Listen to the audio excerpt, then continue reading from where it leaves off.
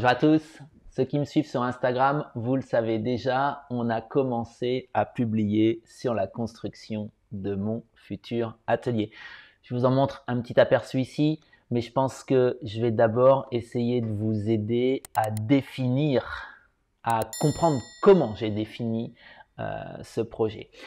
Alors, certes, je veux me faire un atelier de menuiserie, mais je veux pas simplement faire un atelier de menuiserie, je veux me faire un atelier de cinéma. Je me tourne vers cet axe ici parce que vous voyez bien, là, on a une caméra. J'ai donc très souvent avec moi un plan large, un plan moyen et même souvent un plan serré pour essayer de vous montrer des détails. Et puis, si je veux faire ça bien, j'ai besoin également que cet espace ne reste pas dans ma chambre. Ça, c'est une évidence. J'ai envie de séparer ma vie privée de ma vie professionnelle. Et j'ai donc également besoin d'intégrer mon bureau à mon espace de travail. Ça va avoir de nombreux avantages. Peut-être je vous détaille un petit peu cette partie ici pour vous aider à comprendre. À toute une partie menuiserie où on a besoin des plans. C'est-à-dire ici, j'ai les plans. Si je veux pouvoir les manipuler dans l'atelier, ça ne sera pas les plans de l'atelier, mais ça sera peut-être les plans d'un nouvel établi, ça sera peut-être les plans de porte, de choses comme ça. C'est extrêmement intéressant d'avoir ça sous la main, d'avoir mes livres sous la main. J'ai de nombreux livres de menuiserie et ils sont loin, trop loin. Jusqu'à présent, j'ai jamais eu un espace dédié à l'intérieur. Puis ça, un autre avantage, c'est que j'ai besoin de vérifier mes plans. C'est-à-dire combien de fois ça m'est arrivé de faire un plan qui était flou, un plan qui était surexposé et de pas avoir le courage d'aller le vérifier parce que le bureau est à l'autre bout de la maison et que j'ai pas l'ordinateur avec moi. La personne qui va venir m'aider pour filmer, pour m'accompagner dans l'atelier aura également besoin de cet espace. Donc, je tiens absolument à ce que la construction de ce nouvel atelier inclut un espace qui sera un espace de bureau, un espace où je vais pouvoir faire de la vidéo en direct. Ici, je suis dans la configuration que j'ai lorsque je fais les webinaires de présentation, d'explication avec mes élèves et que je peux simplement, en appuyant sur des boutons, faire changer les plans. Ça, je veux que ça soit avec moi dans l'atelier. Donc, un besoin, ok, cet espace va intégrer un bureau. Puis après, on va rentrer dans des choses qui sont un petit peu plus classiques, j'ai envie de dire. Un atelier de menuiserie. Ok, très bien. Je veux me faire, et je suis très clair avec vous, je veux me faire un atelier qui est un atelier de rêve. Peut-être je vous le montre un petit peu ici en détail. Un atelier de rêve qui va m'accompagner le plus longtemps possible et qui va vous accompagner dans sa construction. Je pense qu'on est parti pour une aventure d'au moins 6 mois, d'autant plus que je veux faire un maximum de choses moi-même, que vous allez voir dans la présentation qui s'annonce que pour pallier à des difficultés d'approvisionnement en matières premières, par exemple, on ne va pas forcément faire les choses les plus simplement du monde. Mais ça, vous en avez l'habitude. Alors, ok, construire un atelier de menuiserie, c'est avant tout être capable de définir ses besoins. Je ne reviens pas sur comment est-ce qu'on organise son atelier. J'ai déjà fait des vidéos sur YouTube, j'en ai fait de nombreux dans les formations autour de ce thème-là. Mais globalement, on a besoin d'espace vide, on a besoin d'espace pour les machines, on a besoin d'espace pour utiliser les machines, parce qu'il y a une différence entre l'espace net et l'espace brut d'une machine. Donc, il y a eu tout un travail de réflexion, mais un travail de réflexion qui ne prend du sens que si on sait quel type de projet on va faire. Donc, on ne commence pas la conception d'un atelier par « Ok, je veux mettre telle machine, telle machine, telle machine ». Qu'est-ce qu'on va y faire dans cet atelier? Ça ne sert à rien d'avoir plein de place si on s'intéresse à la réalisation des boîtes avec des outils à main. C'est globalement ça que je suis en train de vous dire. Moi, je sais que mon approche de la menuiserie, elle ne va pas changer. On est sur une approche traditionnelle. On est sur des projets de meubles, mais pas que. Je sais que cette maison va évoluer et je serai sûrement amené dans les années à venir à refaire un escalier. Or, si vous me suivez depuis quelques temps, j'ai déjà construit un escalier dans mon ancien atelier et c'était juste beaucoup trop compliqué car j'avais pas la place en hauteur pour faire un montage à blanc. Et ça complique énormément les choses. Donc, je veux avoir plus de place. Je veux que l'atelier il grandisse en place, non pas pour y mettre encore plus de machines, j'aimerais bien qu'il n'y en ait pas plus, mais pour gagner en ergonomie. Parce que plus on a d'espace vide dans un atelier, plus on circule facilement, plus on va être à notre aise. Donc ça, pour moi, les besoins machines ne vont pas évoluer car ma pratique de la menuiserie ne va pas évoluer. Mais par contre, je veux que ça se fasse avec plus de confort. D'autant plus que, si vous voyez ce qui se passe ici, dans cet atelier de menuiserie, je vais régulièrement avoir un plan large, un plan serré, un plan moyen, pardon, des choses qui vont être accrochées au plafond, des choses. Donc, c'est important que ça soit un atelier de menuiserie, mais qui puisse servir de studio. D'autant plus que j'ai bien l'intention, et puis allez, je vous lâche une petite info, c'est d'avoir des invités dans les années à venir. Je veux aller chercher des compétences, des savoir-faire, là où moi je ne les ai pas. Il y a plein de gens qui sont 1000 fois plus savants que moi, et je rêve de pouvoir les inviter, de leur offrir mon atelier pendant quelques semaines pour qu'ils puissent venir nous parler de leur savoir-faire, j'ai envie de dire savoir-faire et presque savoir-être, parce que souvent les gens très compétents, ils ont une sorte de philosophie de vie. Donc cet atelier ne sera pas qu'un atelier de menuiserie, ça va être également un atelier qui va être un atelier studio. Donc, je pense que le mieux, c'est de basculer ici, non pas sur l'ossature, mais ici, sur la vue générale, qui globalement, allez, je vais me mettre en perspective, qui globalement est mon avant-projet. C'est-à-dire, je suis parti des dimensions globales de l'atelier, et puis j'ai essayé de m'organiser en fonction des différentes choses, du bâti existant, enfin tout ce qui était déjà en place.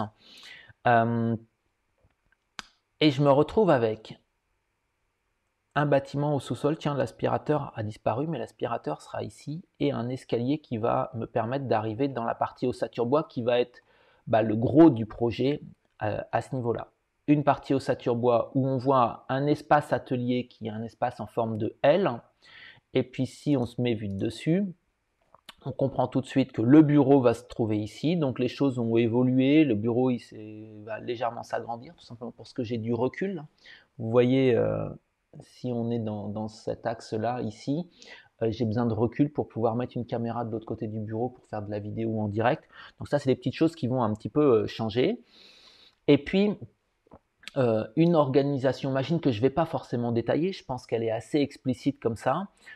Des grosses machines d'un côté pour des plus grosses opérations, que ce soit toupie, dégo, scie, etc. Un espace ici qui sera plutôt dédié à l'électroportatif et qui va permettre, via cette grande porte-fenêtre qui est ici, de faire rentrer le bois dans l'atelier. Et puis, plus on s'approche ici de ce que j'aime appeler le cœur de l'atelier, de l'établi, des outils à main, des petits assemblages, de l'affûtage avec l'évier et un plan de travail ici qui va être à la fois pratique pour filmer et puis pour avoir toujours à portée de main des outils bien affûtés. Donc ici, un espace où on va se resserrer sur du travail un peu plus intime et souvent du travail aux outils à main. Vous savez que j'aime allier cette polyvalence de commencer sur des grosses machines, faire tout ce qu'il faut avant et puis faire une finition par exemple au rabot. Donc voilà pour cette organisation générale de l'atelier. Vous pouvez y voir ici, oui, un petit poêle. J'ai bien l'intention de le chauffer. Je construis cet atelier comme si ça allait être une maison en termes d'isolation, en termes de confort, ou presque, on va dire. Je me suis assez bien adapté au climat ici, mais pour autant, quand on veut faire du petit travail minutieux, si on a un peu froid aux mains, c'est pas forcément très agréable. Donc voilà quelque part mon projet de départ. Maintenant, on est en 2021-2022, on va dire, ce projet aurait dû être fini. Il n'est pas fini tout simplement parce que à l'heure actuelle, se lancer dans un projet de construction, c'est extrêmement compliqué. Des problèmes d'approvisionnement en matériaux. Par exemple, j'ai changé de fournisseur au niveau de l'isolation que vous avez vu arriver sur Instagram. Si vous n'êtes pas, si vous n'êtes pas abonné à Instagram ou à Facebook, c'est là que je vais mettre toute l'actualité. C'est là que je vais mettre une petite story, la première queue d'aronde du solivage, des choses comme ça. N'hésitez pas, je vous mets des petits liens. Je sais pas trop où ils sont d'ailleurs, mais bon, bref, il y aura des petits liens. Ça va vraiment être le suivi au cas par cas, la petite photo du jour de l'avancée des travaux. Et donc tout ça pour dire que vous avez pu voir sur Instagram que l'isolation, par exemple, au départ, je l'avais commandé via une autre entreprise et puis les délais étaient trop importants. Kenzai a su prendre le relais et puis j'ai l'isolation dans les délais. C'est des choses comme ça. Vu qu'on parle d'isolation, on est sur un maximum de matériaux naturels avec de la laine de bois, avec des pare-pluis semi-rigides, des choses comme... Enfin bref, je veux me faire plaisir.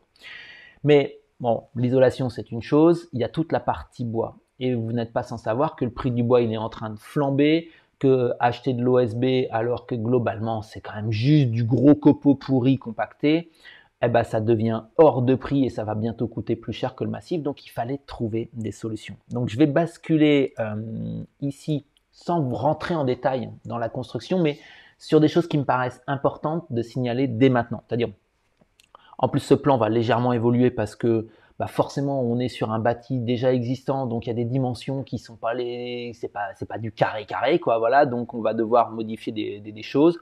Mais comment est-ce que je m'en sors finalement? Comment est-ce que j'arrive à construire? J'arrive à construire parce que à la base, je vais voir mon pote Seb, qui est forestier dans les Pyrénées-Orientales, du côté de Rabouillet, et puis je vais le voir parce que j'ai cette envie d'avoir quelque part une hyper traçabilité des matériaux. C'est super. Et puis quand on va voir à l'heure actuelle une scierie qui est, on va dire, familiale, une scierie qui rentre pas dans le domaine de l'import-export, on arrive encore à avoir des tarifs qui sont des tarifs, j'ai envie de dire à peu près normaux au niveau du bois. Dès qu'on rentre dans des grosses entreprises qui font de l'export, eh ben, on voit toutes les coupes blanches de bois qu'on a un peu partout à l'heure actuelle, et puis du bois où on sait très bien que la destination c'est pas l'Hexagone. Donc ici certes le bois il fait 400 km sur un camion, il n'est pas tout à fait local, mais j'ai une vraie traçabilité. J'ai Seb qui a toutes les compétences pour faire du calcul de charpente. Par exemple, vous voyez que ici on a un solivage bois, alors que ça aurait été tellement simple de faire un solivage avec des poutrelles ourdies. On a un solivage bois, un solivage qui est calculé pour être capable de supporter 750 kg par mètre carré, donc on va être large au niveau des machines. Et puis un solivage bois qu'on va pouvoir faire joliment avec des assemblages par queue d'aronde, par exemple. Donc voilà, un vrai plaisir quand on est presque capable de se dire, je pense que même Seb, lui, doit être capable de se dire, voilà, ici, ton entrée, l'une des plus grosses pièces de charpente, je peux te dire que l'arbre, il a été coupé là, et si tu veux, je peux même t'envoyer voir la souche. Ça, pour moi, ça n'a vraiment pas de prix. Après, comment on fait pour se passer d'OSB quand on est sur une construction comme ça? Parce que globalement, c'est ce que j'ai essayé de faire, presque réussi à faire. L'OSB est devenu, l'OSB il est essentiel dans une construction à ossature bois parce que quand vous prenez des éléments rectangulaires comme ici, c'est extrêmement simple de les déformer. Et donc l'OSB il sert de contreventement. Une fois qu'il est plaqué sur les murs d'ossature, ça empêche les murs de se déformer. C'est un peu oublié qu'on sait faire de la charpente autrement et vous pouvez voir que j'ai ces pièces en diagonale qui certes vont nous compliquer la vie quand il va s'agir de mettre le frein vapeur à l'intérieur, quand il va s'agir de remettre l'isolation, etc. On va devoir le retirer, le remettre, etc. Mais je suis extrêmement quelque part content que l'on ait plus de travail, qu'il y ait plus de main d'œuvre, et puis quelque part ça retourne à l'homme, à l'humain, que de travailler avec des matériaux qui sont devenus à des tarifs que je n'étais même pas sûr d'avoir. C'est-à-dire au moment où on a fait ce choix avec Seb, on s'est dit mais si on veut construire, on n'est pas sûr d'avoir de l'OSB, donc on va faire comme ça. Maintenant, j'arriverai à avoir de l'OSB, mais à des tarifs qui sont juste hallucinants. Donc on a fait des choix techniques qu'on vous expliquera au fur et à mesure, qui sont des choix différents. C'est la même chose pour mettre sur le solivage. On aurait pu mettre le plancher en une demi-journée avec de l'OSB en 24 mm. Sauf que c'est le même prix qu'un plancher en bois massif. Ouais, très bien. Le plancher en bois massif, on va mettre quelques jours à le poser. Et en plus, il ne faut pas l'abîmer au début du chantier. Donc, ça va encore plus nous compliquer la vie. Donc, voilà, c'est des choix qu'on va vous expliquer tout au long du projet. Je ne vais pas aller beaucoup plus loin. Je ne vais pas forcément rentrer dans les détails. Ici, on est sur les deux fenêtres côté nord, c'est les plus grandes parce qu'on va essayer de limiter les contre-jours. Ici, ces deux fenêtres-là se feront du contre-jour le soir, au moment du soleil couchant. Donc, sûrement qu'il y aura des volets, il y aura de la diff, il y aura des choses comme ça. Enfin, C'est impossible de vous détailler ça. Je sais pas depuis combien de temps je parle ici, mais on est sur quelque chose qui doit déjà être très très long. Je suis extrêmement heureux de vous montrer tout ça, toute l'isolation, tous les calpinages, toutes ces choses-là sont présents sur ce fichier que Seb a préparé. Bref, vraiment vraiment hâte de commencer ce projet avec vous. Dans les semaines à venir, globalement, la prochaine vidéo, ça va être toute la préparation. Amener les réseaux, on va pas être encore dans le bois, terrasser, des petites choses que j'ai pu faire moi-même, des choses sur lesquelles j'ai dû faire intervenir du monde. Bref, amener un réseau électrique à 70 mètres du compteur, c'est un gros câble. C'est des petites choses que je vais essayer de vous expliquer au fur et à mesure. Et pendant que vous verrez cette vidéo, nous, on s'attaquera au solivage. Gros solivage, assemblage à queue d'aronde avec ces énormes fraises, etc. J'ai vraiment hâte de découvrir ça. Et à la fois parce que c'est un rêve qui va aboutir, j'en suis parfaitement conscient, puis à la fois parce que je vais apprendre énormément. J'ai très très envie, c'est l'une des raisons de mon retour en métropole, c'est de pouvoir rencontrer, de pouvoir connecter avec des gens qui ont 1000 fois plus de connaissances que moi et qui vont donc me permettre d'apprendre des nouvelles choses. Et vous voyez à mes yeux qui brillent que j'adore ça. Je vais littéralement m'éclater. C'est ma priorité des 6 mois. Là, j'ai commencé à bosser parce que je vous l'ai déjà dit, je veux faire les portes et mes fenêtres. Je veux les faire de manière traditionnelle, et je veux les faire pour autant avec des joints, une bonne étanchéité, avec du bon double vitrage, etc. Donc, c'est tellement d'apprentissage qui s'annonce, tellement de défis qui s'annoncent dans les 6 mois à venir, tellement de choses que je vais vous raconter que voilà, j'ai les yeux qui pétillent, j'ai extrêmement hâte. J'espère que cette série de vidéos va vous plaire. Celle-ci est très spéciale. Quelque part, on plante le projet. Les autres seront beaucoup plus dans le vif du sujet. Pour autant, j'espère que vous allez être très nombreux à les suivre. Allez, on se retrouve très vite. Passage des réseaux et puis la construction d'un atelier formidable. Allez, bye bye, bonne semaine.